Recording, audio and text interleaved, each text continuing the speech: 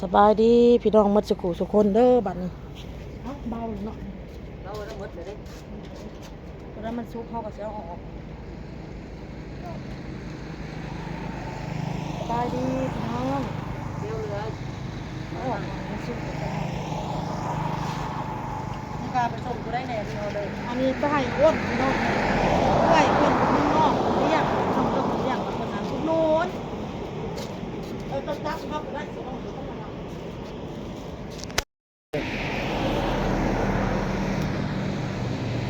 เอาอ้นน้อยก็ขายดีจ้าทุกคนมีไผอุดหนุนแน่อ้นเอ้ยของเมืองนอกพี่เลี้ยม อ๋อหญิงเลียมคนสวยเพิ่นให้อันอ้นจามปลาหมึก10 ไม้แล้วก็ลูกสิ้นหาฮอทดอกหา หมึก10 ไม้เนาะแล้วไผอีกบัดนี้เพิ่นว่าอันเอาให้น้องบอลมันค่ะให้น้องบอลหาไม้อันลูกสิ้นค่ะฮอทดอกก็หาแล้วก็อีหยังปลาหมึกมี10ว่าน้องบอล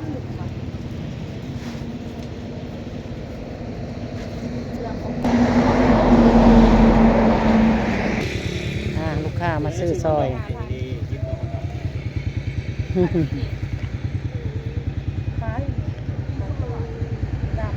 สุกแล้วสุกแล้ว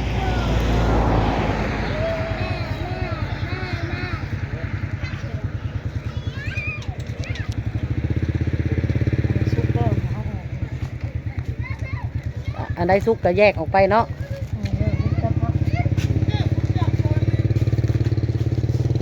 ก็เลี้ยมเราก็ให้ซื้อเจ้ากินเดี๋ยวก็ได้กินให้ลูกกินเราอุดหนุนแม่ขายให้คนอื่นหมดแล้วออโต้บอสบึงน้องบอสอุดหนุนเนาะ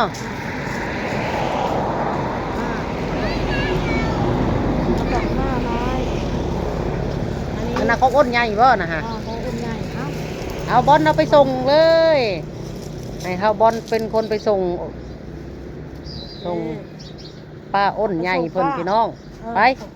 ส่งป้าเพิ่นเอามาย่างอีกอันหมึกมิกเอามาย่างอีกนั่นล่ะนั่นแหละมีคนมาซื้ออยู่อันไผอีกแน่อุดหนุนน่ะอ้นมี2 คนอุดหนุนเข้าบ่แม่นบ่กับป้าจากเยอรมันเด้กับป้าผู้อยู่อันเยอรมันเพิ่นอันอุดหนุนผ่านเซาน้อยเด้อพี่น้องเด้อขอบใจเพิ่นละลายขอบพระคุณละลายเพราะเพิ่นส่ง200 บาท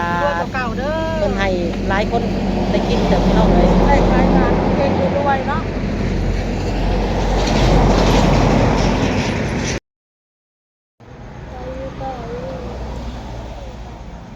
สบายดีป่าลูกมันเนี่ยสบายดีพี่น้องทุลูกมาเร็วทุโตไอเลี้ยงคนนี้พี่เลี้ยมยิงเลี้ยมคนสวยแมนปลาเลี้ยมเลี้ยงค่ะขอบใจปลาเลี้ยมไหมลูกกินไม่เล็มเด้อไม่เล็มเด้อกินอย่าใจเป็นกันขอบใจเด้อป้าเลี้ยมสิมันก็ไม่แก่ให้รวยเด้อป้าเลี้ยมสิเบาได้บ่บอล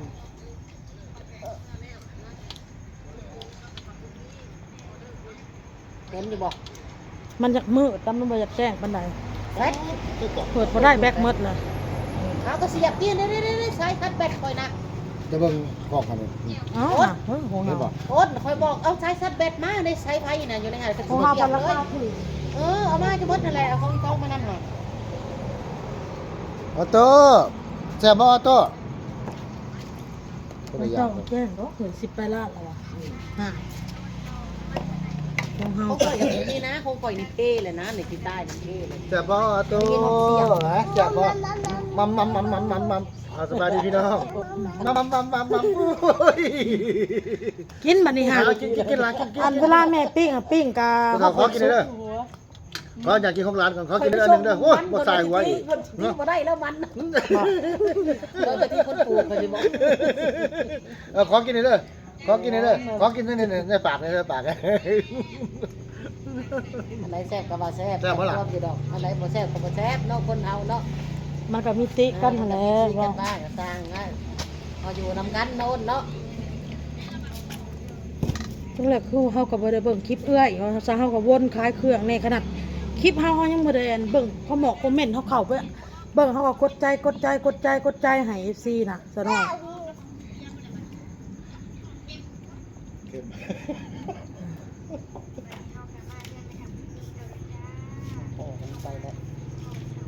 ปากผมพอดใจพอดีคนกินมาเกินผมเค็มมาโตฮะ กินลูกคำมืดตื่นตาแล้วก็สิพาลูกเข้าเมื่อแหละพี่น้องค่ำแล้วเด้ ว่าแต่ เข้าเมื่อแล้ว เข้าเมื่อแล้วมัน มันบ่มีคนเลยเนาะ มื้ออื่นมีแต่สิมา มาไว้เนี่ยมากายโลดมื้ออื่นน่ะเด้อ ทำบ่ายโมง2 โมงมาเลย ฮะ ไปเบิ่งปีก ไปเบิ่งรถ ไปเบิ่งไงหรอกบ่อนกินคือแซ่บเนาะแซ่บบ่บ่อนแซ่บจะนกจะกินได้บ่นี่เนาะ2อันเนาะเนี่ยขายเนาะ แม่ ควรเอาโต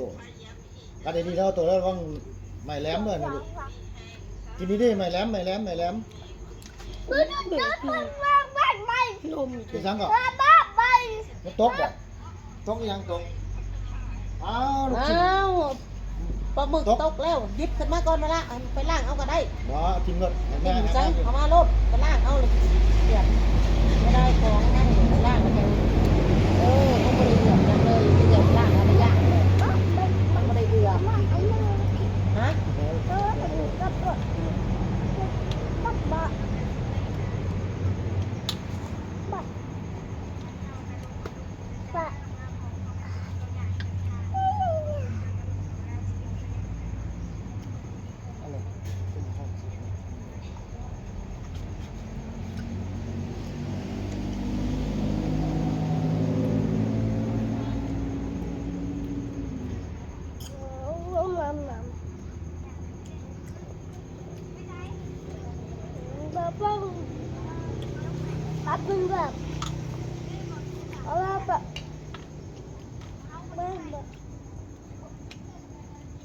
เขาบุเศร้านี่เพิ่นก็รวยเละได้ลงโป่งเอาเขาวัดเด้เขาไปเพิ่น ไปที่ดาวมันไปกับใครที่ดาว กับอีดาว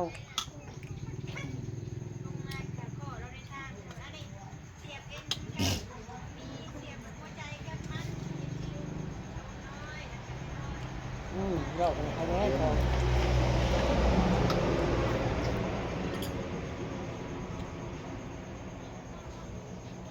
นั่นคนเล็กผู้ใหญ่ไปดู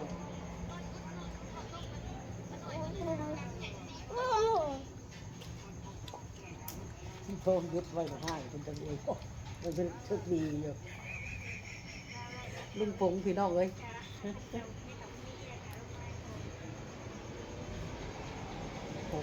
ไว้แต่จับแล้วพับครับเจ้าคนเลี้ยวอีกอย่าง หันนี้น่ะ ปั๊มนี้ปั๊บได้หาลุงผงหนึ่งปู้แซ่บบ่ออโต้เอ้ยกินบักหลากินลูกกิน เขาบอกพิษบอกพิษคอมเมนต์เนาะ แม่แม่เอามาบ่แม่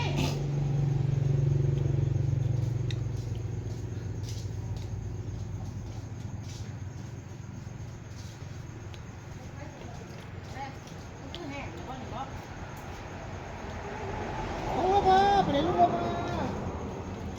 โอ้ยยังฮะ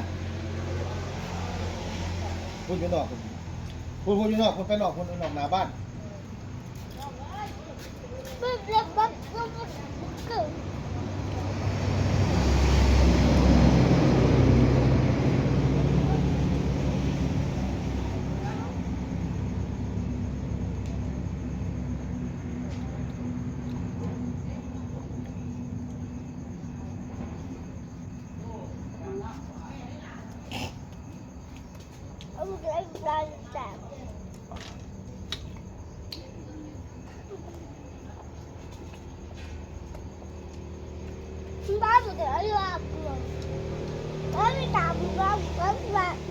ยังอ่ะยาวหนาเอากินนั้นบัดนะกินบัดอ่ะ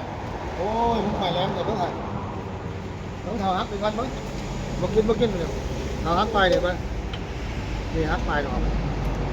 เอาถือต้องจุดกินเนาะกินดีฮักออกบัดนี่มันแดมนี่เจ้ากินเนี่ยมุ้ยแพ้กินของเจ้าหรอกกิน เปียกเมื่อไหร่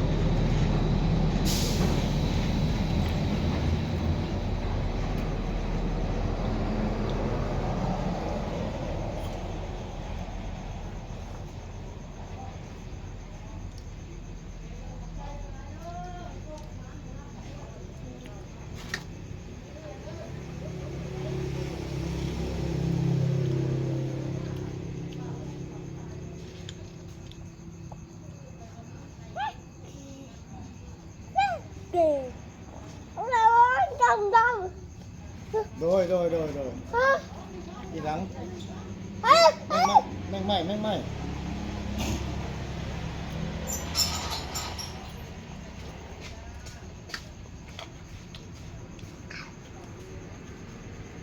บ่ล่ะ มันบ่ได้หมดและมันคว่ำแต่สิเมื่อเอาก่อนอุตส่าห์มันสิมัน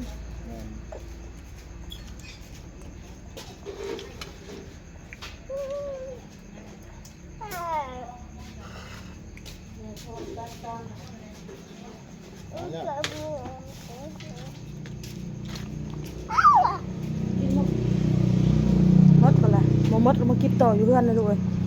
นั่นเมืองบูชาเอามีคนก็มาเฮ็ดต่ออยู่เฮือนเด้อพี่น้องเด้อเข้ามาไว้ค่ะบ่แม่นหยังดอกพี่น้องมื้อนี้วันศีลแล้วก็เลยเข้ามาไว้มาบูชมบูชาพี่น้องชมบูชาในเฮือนในศาลนี่แล้ว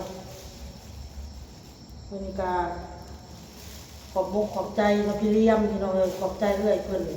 อุดหนุนจานปลาหมึกน้ำพี่น้องนี่ปลาหมึกซาวไม้แล้วก็ลูกชิ้น10ไม้ฮอทดอก10ไม้พี่น้องเนาะเพิ่นก็เลยว่าลูกชิ้นน่ะ5ไม้กับฮอทดอก5ไม้แล้วก็จานปลาหมึ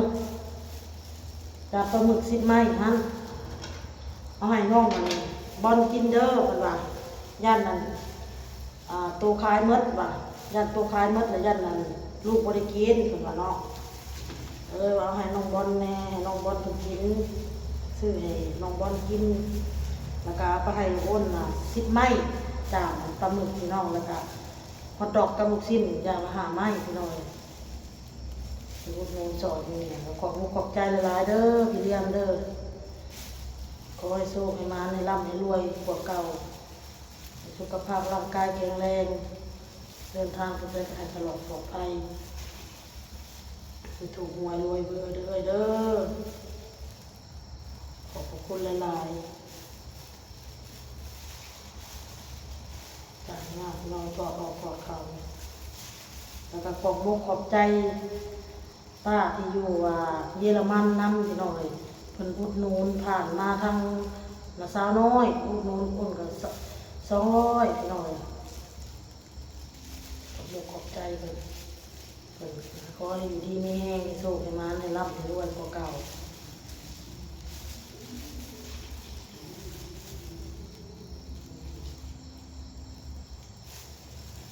แต่ความสุขความเจริญมันทุกคนขอบขอบใจซีมันทุกคนเช่นกันเด้อพี่น้องเด้อให้กำลังใจซีคือกันปีใหม่ผ้าใหม่มันก็เจอแต่สิ่งดีๆเข้ามาแล้วแบบนี้เดินทางให้ตลอดปลอดภัยโชคให้มาให้ร่ำให้รวยไม่จะผูกทุกคนเด็กซีก็ได้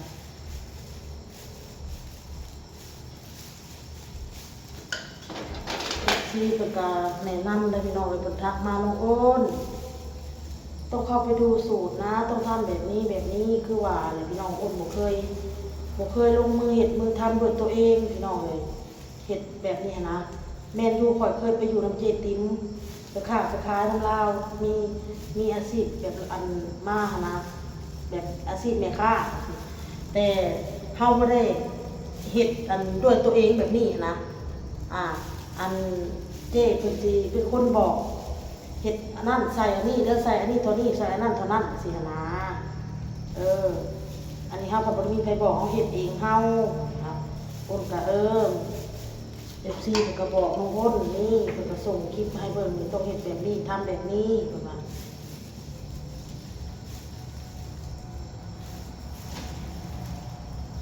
เอาลาไปแล้วพี่น้องคลิปนี้มันก็สิยาวเกินพี่น้องเด้อคนก็สิเก็บเครื่องนี่แหละพี่น้องที่เฮาเอาออกไปขายแล้วเฮาเก็บเข้ามาแล้วสิเก็บเข้าซองฟิตพี่น้องต่างๆเนี่ยเก็บเข้าซองฟิตเนี่ยพักมี4ซองเก็บเข้าตู้เนี่ยสิได้ออกไปแต่อันนั้นแน่แต่เช้านี่แหละมื้ออื่นสิบ่ได้ไปสวยแล้วพี่น้องก็ได้